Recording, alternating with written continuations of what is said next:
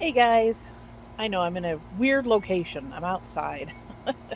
It's kind of warm, so I'm sitting outside with Tater. And I'm sorry for our AC units not too far behind me, so it'll shut off in a few minutes. But this is the video I did not want to make. Um, we had to put Pixel down on Thursday. Um,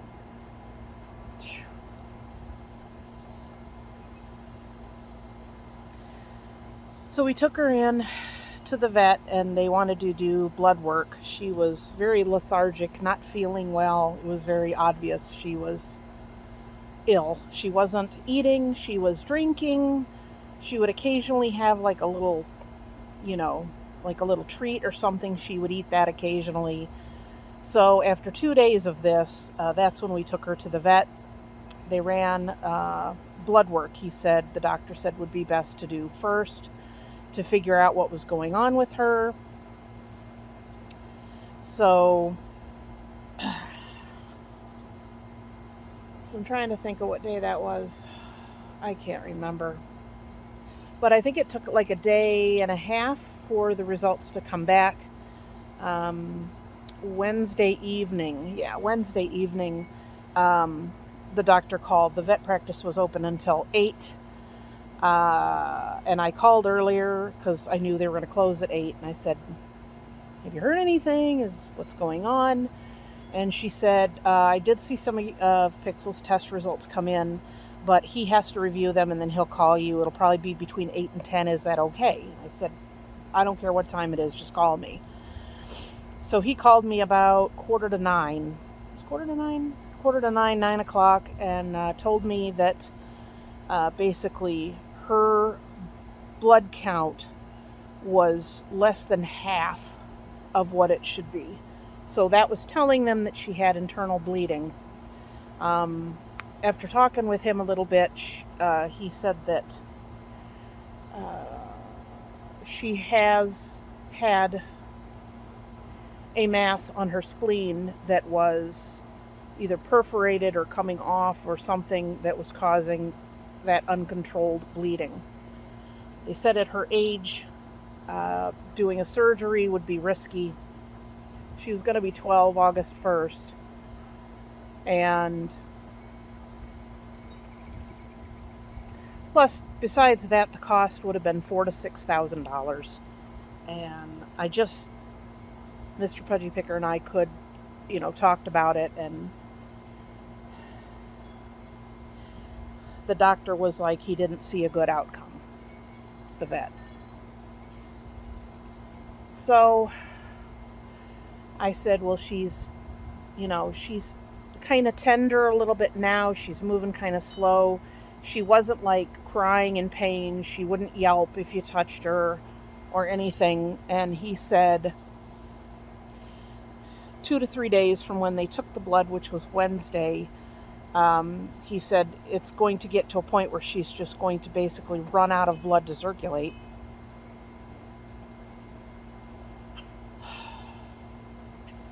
Or the blood that was inside of her, that was in her cavity, would get to a point where it would prevent her lungs from expanding enough to breathe. And he said at that point, if you just were to do nothing at this point, no surgery, no euthanizing, that she would suffocate to death. And we were like, no, we can't do that. We're not going to do that.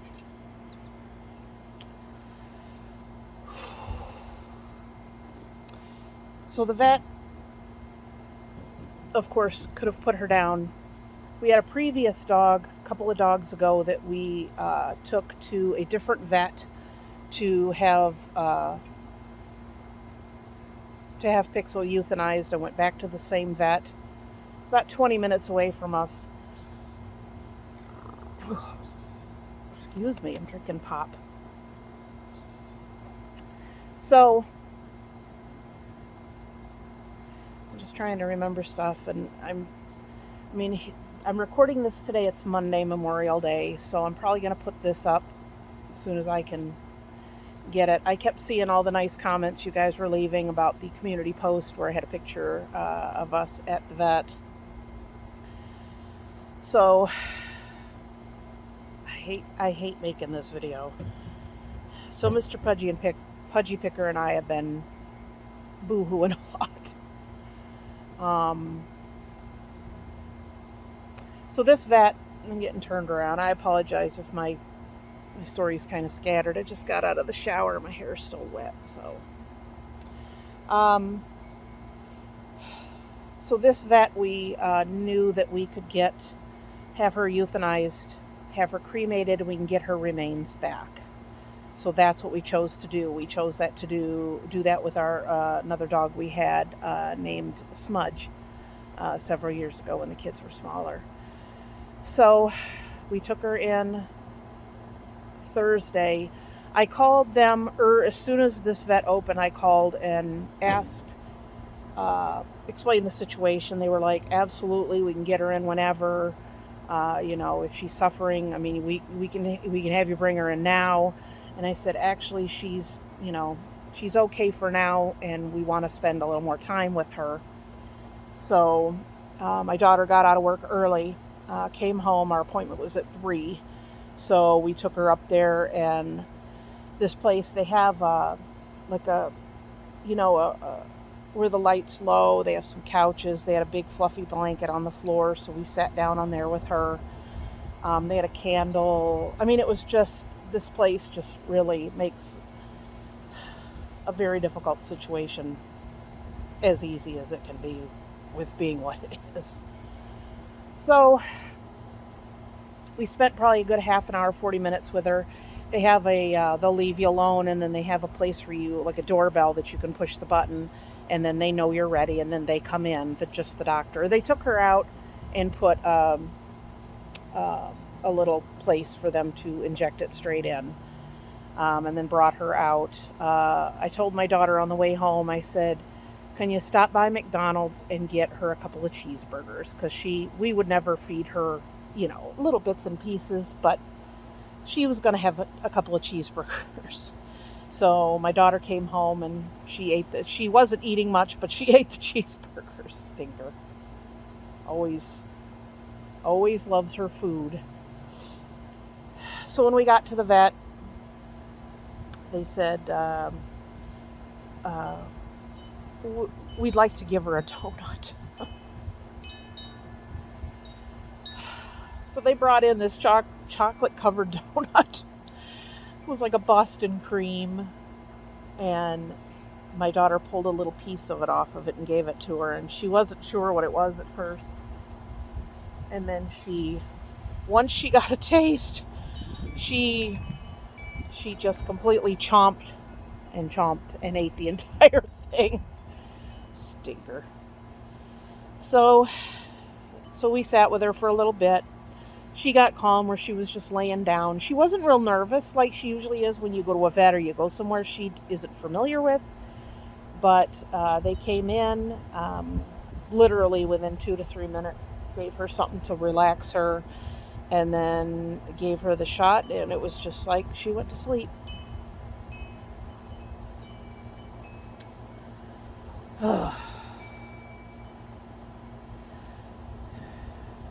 So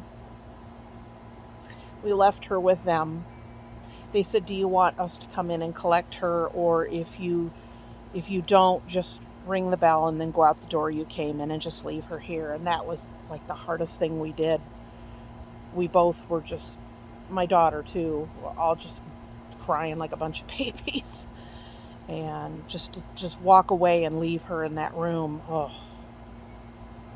It's funny, and I don't know if it's ironic how when you go through an experience, even with a pet, finally the AC goes off. Might have to do this video all over again, which I'm not looking forward to. But basically, when you go through something like this, even when it's with a pet, it brings up stuff from like when you've gone through death with people and my mom and stuff like that. So that just kind of, compounds it. But she went very peacefully. They said it'd be about 2 weeks, I think 10 to 12 days, they said, to pick up her ashes. So, and I know some of you might be curious as to how much it was. This place, I remember when we paid for our other dog Smudge to be euthanized, I think it was the same price. This place is not like gouging people, you know? So it was like, I think $260 to have her euthanized and for them to cremate her and to return the remains to us. I also had a little, I'm sure you saw in one of my videos, I had a little paw kit with air dry clay, and I took that in and I said, could you do this for us? I said, we didn't have time to do it. And she's like, she goes, oh, we always do that. And I said, well, then can you keep this one and maybe use it? Because I don't want it to go to waste. And she's like, oh, yeah, we'll take care of it. So we will be picking up her ashes in a week or two. So I think the next video or two that I have coming out in this next week is pre-recorded. So I will put that up, and then I guess when I'm ready to get back on the horse, I will do so. I mean, there's times where, you know, me and my husband we're kind of laughing or talking about her, and then there's times when we'll see something and we just start crying. We ordered Chinese food the other day, and we'd get the cookies, the fortune cookies, and we'd break them in half, and Tater would get one half, and Pixel would get the other half. So my husband did that, and he gave it to her, and then he looked at the one in his hands and just started crying, and I was like, oh, I felt so bad. I mean, they're our dogs, but Pixel was always kind of his dog, you know, stuck to him. So I guess if you think about sending a card to Mr. Pudgy Picker, that would be appreciated. My snail mail is down in the comments or in the description box. Or if you want to just leave a message below this video, I will have him read them after they start coming in, because I know he'd appreciate that. And he knows that I shared, you know, the dogs with you so much, and he kept saying, you know, when are you going to make that video? It's going to be hard to make that video. Are you going to make that video? And I'm like, I'm going to get to it. So I don't want to keep you much longer. I just kind of wanted to give you the scenario that nothing could be done. We're already starting to talk about looking for another dog, but we're not in a rush. We know that it kind of just has to fall into place. So we've looked at a few rescues, and you know, just we're kind of starting to keep our eyes open. We are a 2-dog family, and Tater does need somebody to be with and to play with. She's never been in the house alone by herself until this happened. When we took Pixel, she was at home for like 2.5 hours by herself. We came home and she was fine, very eager to see us and everything. But so it's sad because, you know, Tater's like a little kid. You can't explain it to her. You can't tell her, hey, here's what's going on. But yeah, so she's kind of confused, and I know when we came home, and even if she comes in from being outside, she does this look around thing, like she just doesn't know what's going on, and it's kind of sad. So, but I mean, Pixel and Tater were never really like bonded like a lot of dogs are. They got along, they played occasionally, but they weren't like, you know, like once one's gone, you're worried the other one's going to be like depressed and that kind of thing. So I guess it's fortunate in that way. So we're kind of looking. We are not going to do... Oh, I gotta turn this chair. Hang on. There. We're not going to get a puppy.